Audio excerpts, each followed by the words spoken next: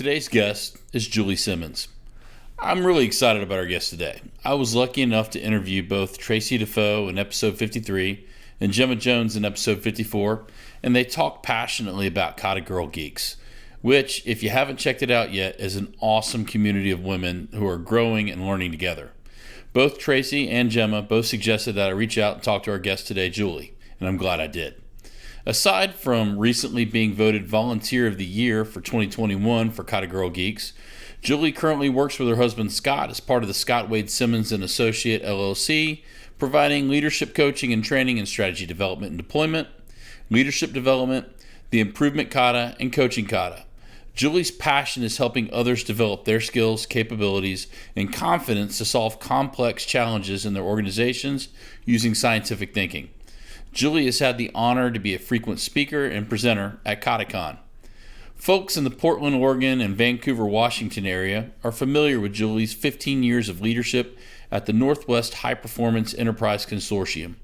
Prior to that, she worked for the Boeing Company for 14 years in various roles, including her work as a manufacturing process analyst, where she became a certified accelerated improvement workshop leader and supported several Shingijutsu-led Kaizen events. Julie's passion for helping others really shows through. I am sure you will enjoy this conversation as much as I did. Here's our guest today, Julie Simmons. Okay, well, we're here with Julie. Julie, we briefly touched on who you were in the intro, but can you tell us a little bit about yourself and how lean continuous improvement is a part of your life? Absolutely. So lean and continuous improvement came into my life when I started working for Boeing. I started up in Everett, Washington, and then transferred down to Portland. And it was in that space that I really got a lot of training and education in, the late 80s, early 90s. Really, it was just the lean tools there. And I had a lot of great experiences from my Boeing days. From there, when I became the executive director for the Northwest High Performance Enterprise Consortium, our local lean consortium here in Portland, I would say that's really where I grew as a continuous improvement leader and someone who was providing direction for what was happening with our consortium members. Our model was that we brought in really notable speakers and workshop facilitators. And I would say that was the university, the master's program for me there. And that was where not only did I have some big shifts in what I thought continuous improvement was about, what I had learned in the late 80s, early 90s, to what morphed really who I am today. And that's also where my introduction to Toyota Kata, the Improvement Kata, and the Coaching Kata happened, which literally consumes my life today. That's great. I'm really looking forward to this conversation. We've had Gemma and Tracy on with the Kata Girl Geeks, so I'm sure we'll get a chance to get your perspective on that as well. But before we get started the interview, we always ask our guests to share a quote with us or a mantra from their favorite lean leader. So can you share what your quote is and why you chose it? Absolutely. So my favorite quote, it's on the bottom of my auto signature, and it has probably been there for at least 10 years, is everything you do creates a pattern, and it's up to you to decide which pattern you want to teach. And I've left that quote there because it is applicable to wherever you find yourself in the world. If you're a parent raising kids, you are their coach, you're their mentor, and everything that you do, they're going to mimic. If you are an influential leader inside your organization, and maybe you don't even have a leader title, but your peers look up to you, how you respond, how you act, how you speak is what those folks are going to be looking to, and they're going to model that. And as an Improvement Kata coach, I recognize that every conversation that I have with the people that I'm coaching is a future conversation they're going to have. And so the weight of the responsibility on what words I say, how I act, how I react, how I provide feedback, how I provide applause, that's only going to be done in the future with them. And so that quote has just hung with me. And it was a quote that was said by Mike Rother. And we were at one of our Northwest HPEC Improvement Kata Coaching Kata events at a company out in Beaverton, Oregon. And it was just a general answer to a question that somebody had. And I remember sitting there and hearing him say that. And I looked across the table at a colleague of mine, and we both just wrote it down immediately. It was like, that was gold. We're writing that down immediately. And I'm pretty sure the next day it got attached to my auto signature. That is a great story. What I love about that is it was the context of the story is, and really, if you think about it, his comment embodied exactly what you just described. It's that whatever we say or whatever we do, it has an impact on others, and it creates the pattern of others. I think that's a great story. I'm sure Mike is probably smiling right now if he's listening. I wonder if he remembers saying that at the moment in Beaverton, but Mike, thanks for sharing that with Julie and with the rest of the podcast audience as well. One of my goals of this podcast, Julie, is for other lean leaders to resonate with your experiences. So can you share with us about how or why you chose this profession? So when I was working for Boeing, as many people do in Boeing, you sort of just find yourself in certain situations. And I was doing supply chain management work, and I had the opportunity to attend a Kaizen event. And I attended the Kaizen event and thought, oh, this is kind of interesting. It's kind of fun getting the ability to go out and kind of move things and improve things.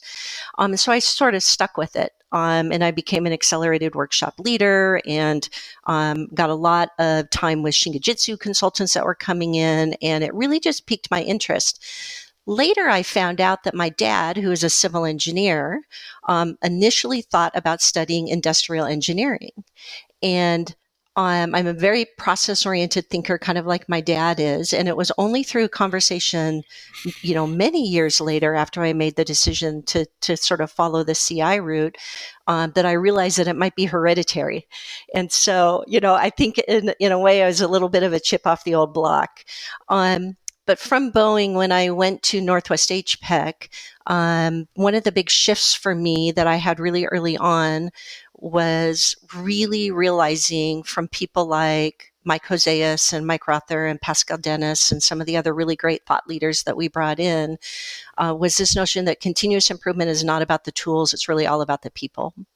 And I think once I realized that continuous improvement is a human system, that then really got to my underlying soul of what I really liked doing. Was I really liked helping people make their processes better. And then when I got more education and experience in the Improvement Kata and the Toyota Kata, it's not just educating people and helping them, it's developing them so that they have the capabilities to solve their own complex problems or any situation that is put in front of them. And it's about building them up. And it's not at all about what I can do other than I can support them and I can teach them, but the result is all about them.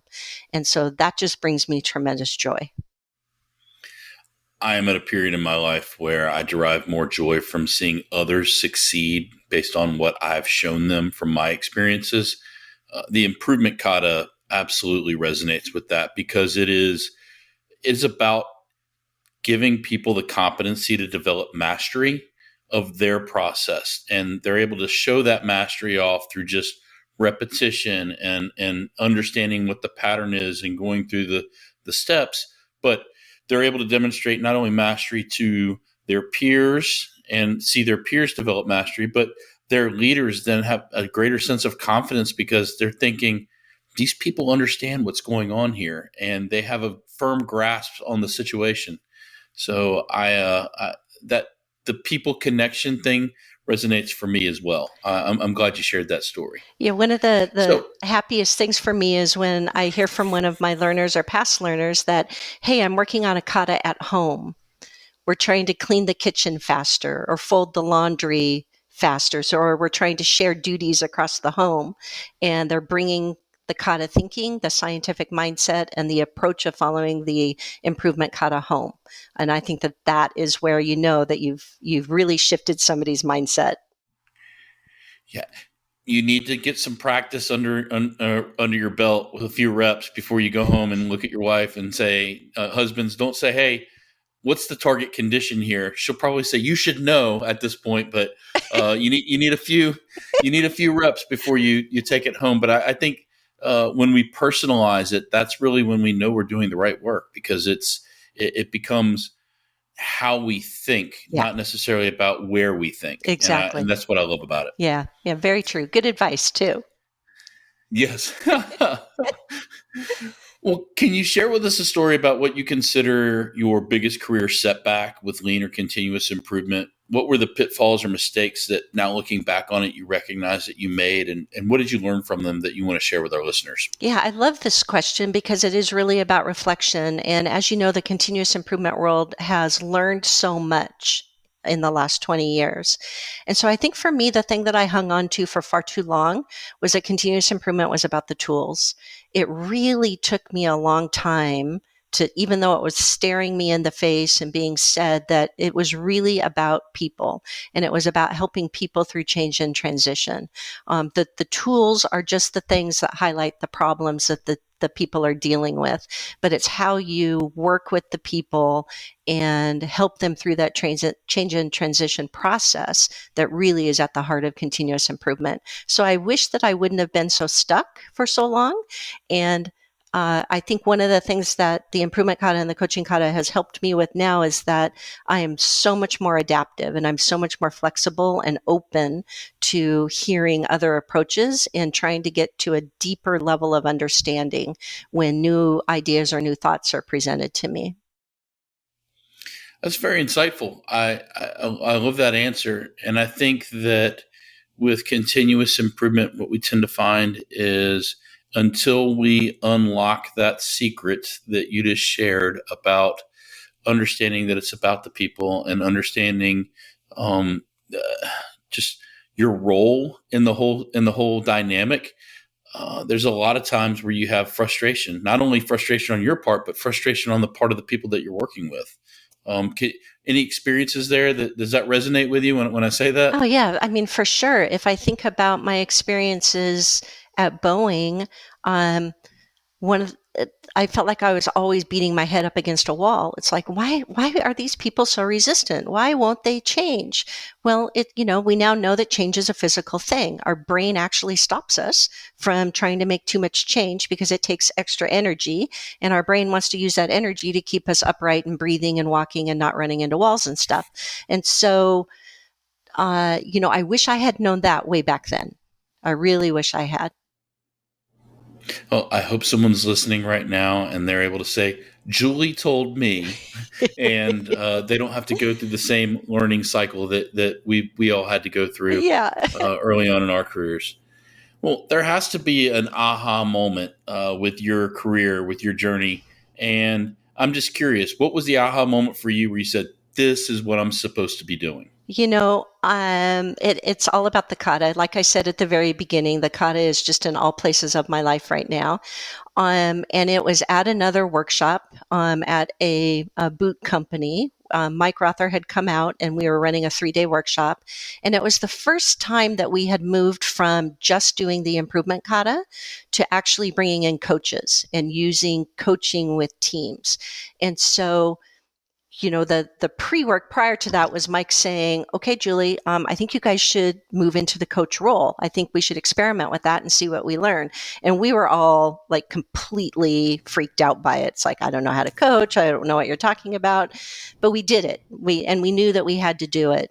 And mind you, this is all before the book came out.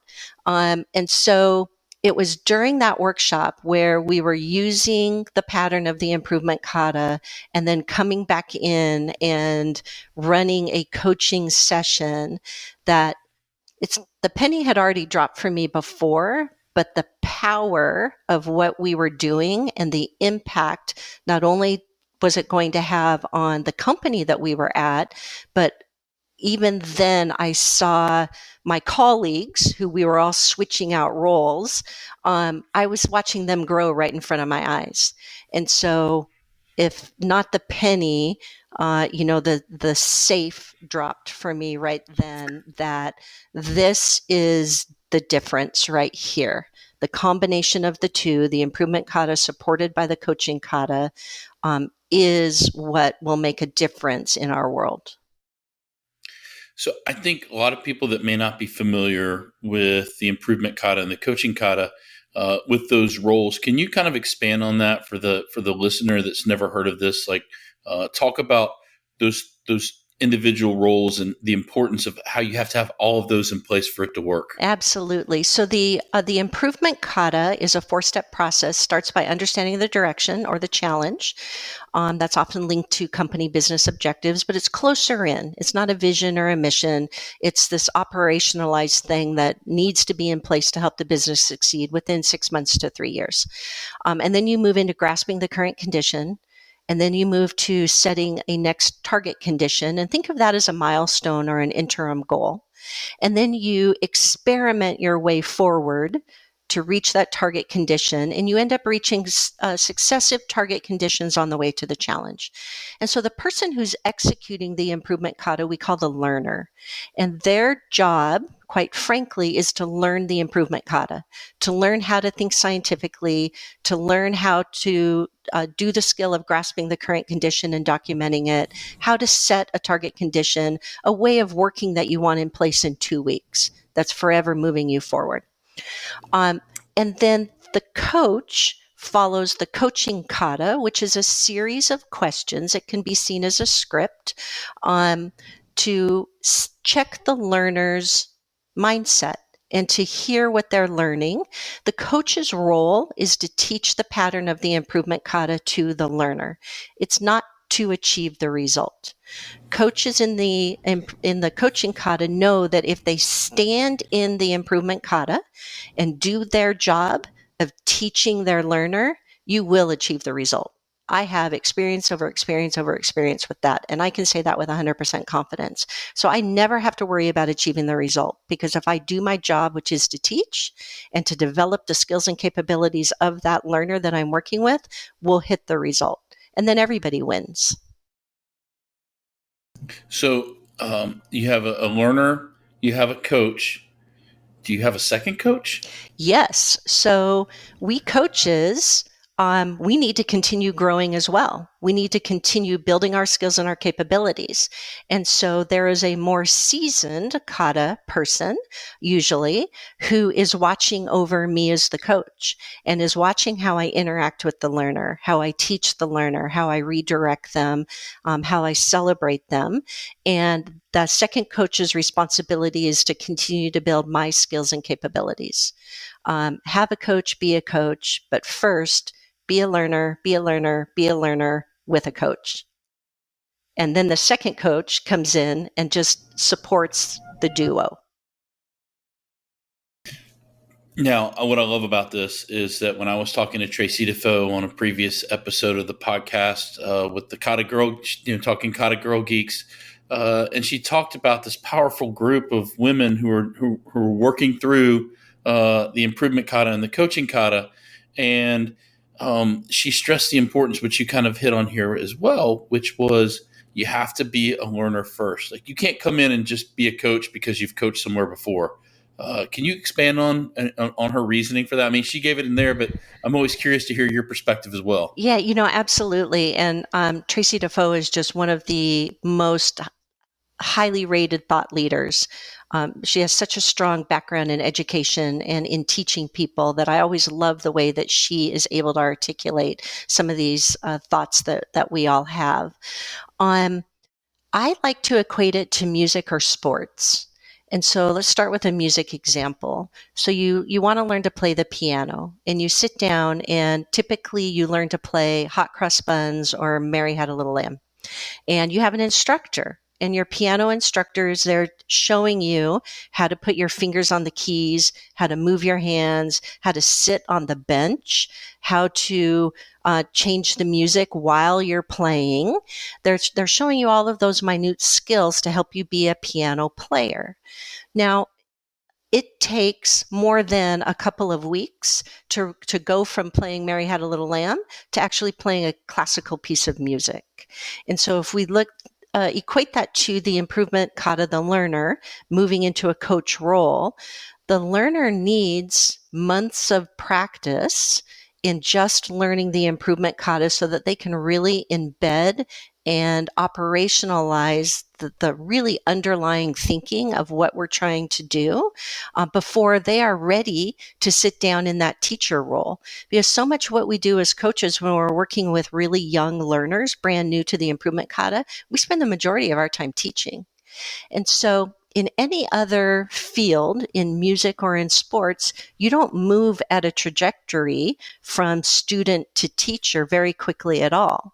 And it's the same in this business method of the improvement kata learner to coach. You can't move very quickly at all. It takes several cycles of practice under the guidance of an experienced coach before you're ready to move into that teacher coach role. That's a great analogy. I love the fact that you went straight to a piano teacher and you didn't use a sports analogy like a head coach or anything like that. But what I love about the process is that anyone can be a learner. If you have an open spirit to learn, you're qualified. But then to move to the role of coach, you have to have learned in order to move forward. So that's what I love about the work. It's neat stuff. Cool. Well, Julie, do you have a continuous improvement pet peeve or something you frequently see being applied or done wrong? You know, my first thought when I read this question was, man, I have a lot.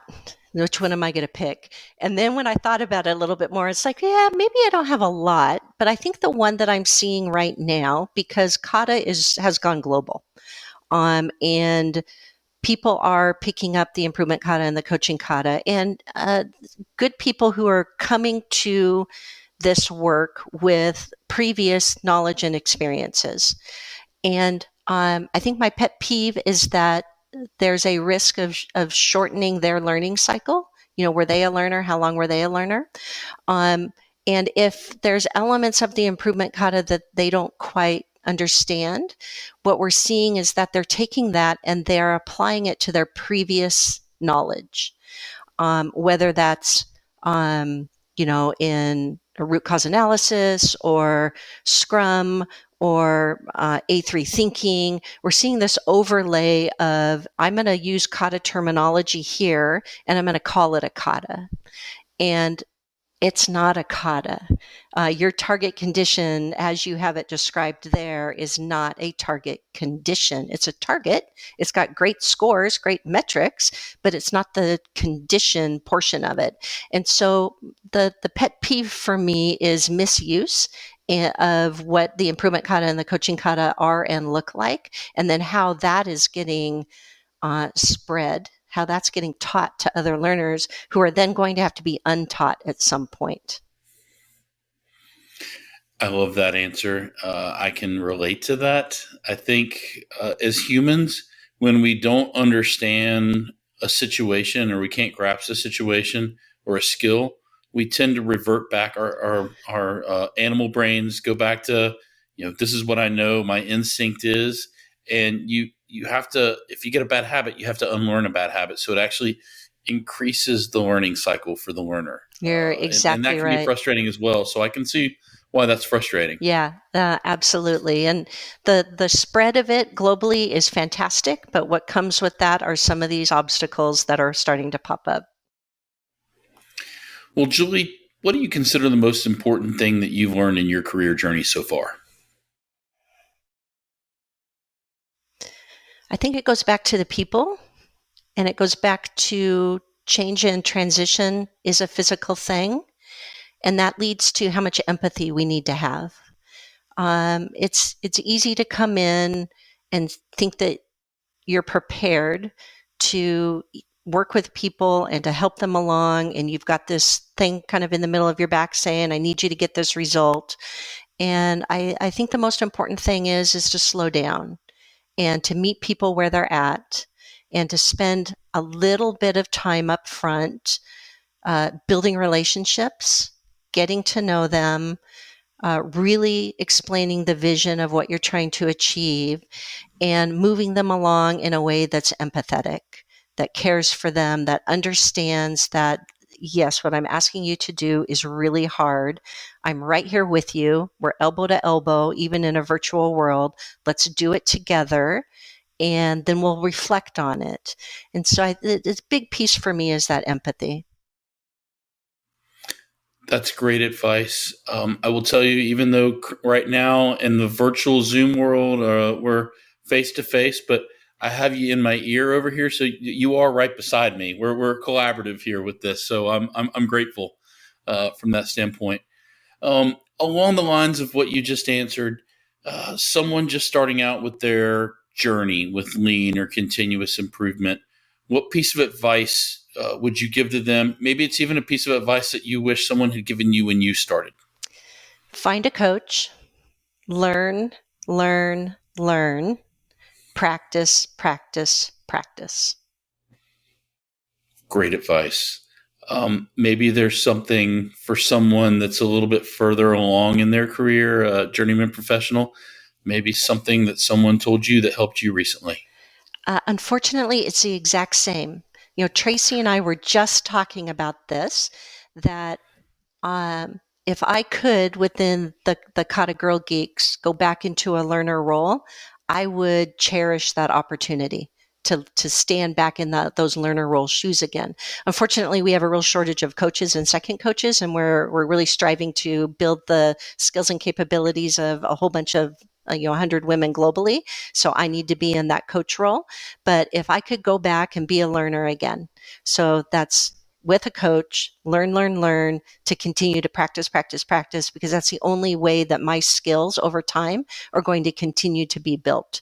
If you think about it, using a sports analogy, Simone Biles, our Olympic gold medalist, has a coach, and she practices repeatedly, and she's a gold medalist. And so even for longer term professionals, there is no harm at all, and it only makes us better to go back into that learner role again with a coach and continue to practice. I think that what I love about that answer, especially by pulling Simone as an example, is that from a humility standpoint, she also recognized when she needed to be a learner again, and she had that bravery to step back and say, "I'm not at my best right now, and I need to relearn a few things in order to be at my best." And I think that when we get into that coach role or we get into that leader role where we think we have to have all the answers, standing in the circle where you're the learner again, it reframes your thought process. It re-energizes those neural connections that we have. But every time you're sitting in the learner role, you learn something new. It doesn't matter how many times you've sat there. Absolutely. Go ahead. Yeah, I have my good friend Jenny Snoboscolo. Once I was complaining to her in a meeting one time, and man, I'm not learning anything from this. And she said, "Well, you're learning what not to do, aren't you?" And it's like, thank you for that. Yes, I am always learning something.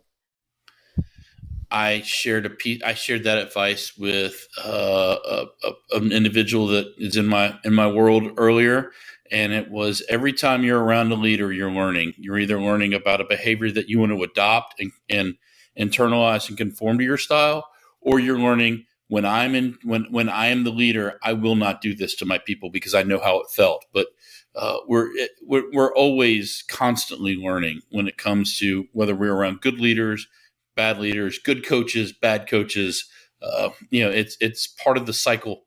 And I love the analogy of being like a relay race in the sense that someone passed the baton to us, and we have the responsibility for our portion or our leg of the journey to take care of the baton, not to drop it, and to make sure that baton gets into someone's hands who's better, faster, smarter, more equipped than we were when we received the baton. Amen. Well, do you have we talked about this in the favorite at the beginning of our conversation here, and I know that you don't have necessarily a favorite book, but you have a favorite mentor that you would like to recommend to our listeners. And can you share with us who that mentor is and why you chose that person? Absolutely. So again, from my Northwest HPEC days, We ran a series called Lean and the Human Element.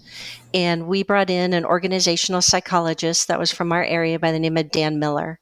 And Dan is in my top 5 most influential people in my life. Not just working career, but in my life. And really what he taught us was when we look to make change in an organization, like we were saying earlier, it isn't just about making that change. Do we understand what's actually going on at the human level? Can we identify when our teams have drama or we're in drama and we're walking into the team and how that negatively impacts them? Do we know how to get people out of drama so that you can have an actual conversation with them? Um, can we learn tools around communication and having constructive conversations? And how do you give corrective feedback? And how do you practice empathy? And so Dan Miller and what I learned from him through the sessions that we ran literally changed me as a person. I think I'm much nicer. I think I'm much more understanding. I still have a little bit of a large and in charge attitude, but I learned that attitude doesn't equal behavior. So even if I'm thinking that it's how I behave, that needs to come across in a certain way. Dan literally changed people's lives and mine, and even in family situations, because how parents work with their kids on setting, do you know that you need to set clear expectations so that you can relate it back to continuous improvement, target versus actual. And Dan's work and how he taught us about the human element when it came to continuous improvement was life-changing. There's a good and a bad with this story. The bad is that Dan is now retired. He's playing symphony and playing in jazz bands in Bend, Oregon. The good is that he had the foresight and a very willing mentee by the name of Carrie Pensa, who has now taken his work and is teaching his work. She does live workshops as well as virtual workshops teaching this work that we learned from Dan Miller. And again, he was one of the 5 most influential people in my life, which hopefully tells you of the power of what I learned through walking through this work. That's awesome. If you can get Carrie's information and send it to us, I will absolutely make sure that it gets incorporated in the show notes page. Top 5 in my life is high praise, given the people that I know who are in your circle and you work with and work around. So that's impressive. Well, you and I both know that magic wands don't exist, but if they did, and you could use it with any individual, group, or organization that you're working with, what would you typically wave the magic wand at first? I'd go after a university system who are running our MBA programs. And I would wave the wand over the system and the program and the instructors to stop teaching that executives' main job is to achieve the results and to achieve shareholder value. Those are results outcome metrics. I would wave the wand and say, no, it's about the people. Executives need to actually know how to work with people and need to know how to set up strategies, how to correctly deploy them, which is a big gap. There's little to no deployment that goes on. And then how to cascade challenges down to teams and how to teach teams on how to actually work towards achieving those challenges. Support your people and you will get the result. That is great advice. I can look back on my career, and the best executives I have ever worked with or worked for always were good, empathetic listeners that could ask incredible questions. And that's a skill set that we can teach at the MBA level and say, hey, go talk to the person closest to the work and get their input, and then apply that to your world of knowledge and then make a decision. That would be good advice. I don't remember which podcast it was, but I was having a conversation with someone recently, and they said, you know, the closer to the front line you are, the more critical you are to the operation. Because if an executive doesn't show up for work that day for whatever reason, for the most part, whatever value that you're creating is going to go out the door, or it's going to be delivered. But if that person closest to the customer doesn't show up, we're in trouble. We have to figure out who's going to cover that person's work. That's right. So who's most important in the organization? That's right. Exactly.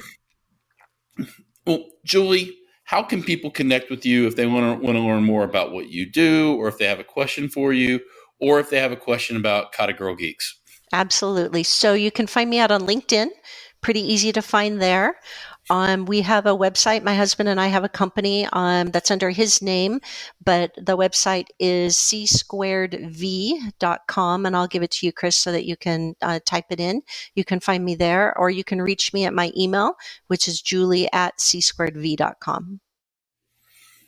Julie, I appreciate your time with the podcast audience. I'm grateful for the work that you're doing and the impact that you're having in the lives of others. And thank you for sharing your time and your experiences with the podcast and with me. Thank you so much for this opportunity. I am truly honored, and I've really enjoyed getting to know you. Thank you.